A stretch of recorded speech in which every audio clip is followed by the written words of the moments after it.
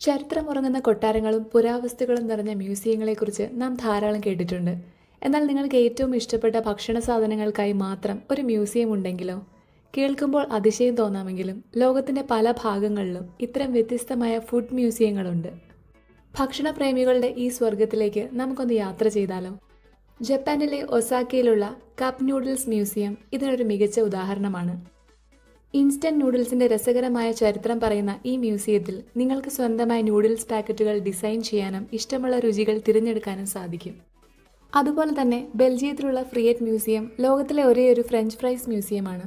വെറുമൊരു ഉരുളക്കിഴങ്ങിന്റെ ചരിത്രം മുതൽ ലോകത്തെ ഏറ്റവും രുചികരമായ ഫ്രഞ്ച് ഫ്രൈസ് ഉണ്ടാക്കുന്ന രഹസ്യം വരെ ഇവിടെ കാണാൻ കഴിയും. മധുരം ഇഷ്ടപ്പെടുന്നവർക്കായി ഇറ്റലിയിലൊരു ജെലാറ്റോ മ്യൂസിയം തന്നെയുണ്ട്. ഐസ്ക്രീമിന്റെ ചരിത്രവും അത് ഉണ്ടാക്കുന്ന പരമ്പരാഗത രീതികളും ഇവിടെ വളരെ മനോഹരമായി പ്രദർശിപ്പിച്ചിരിക്കുന്നു.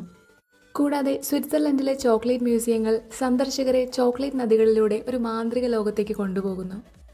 കേവലം ഭക്ഷണം കഴിക്കാൻ മാത്രമല്ല, നാം ദിവസവും കഴിക്കുന്ന ഭക്ഷണത്തിന് പിന്നിലെ ചരിത്രവും സംസ്കാരവും ശാസ്ത്രവും ജനങ്ങളെ പഠിപ്പിക്കാനാണ് ഇത്തരം മ്യൂസിയങ്ങൾ ശ്രമിക്കുന്നത്. അതിനാൽ ലോകത്തിന്റെ വിവിധ ഭാഗങ്ങളിലേക്ക് യാത്ര ചെയ്യുമ്പോൾ ഇത്തരം രുചി ലോകങ്ങൾ സന്ദർശിക്കാൻ മറക്കരുത്.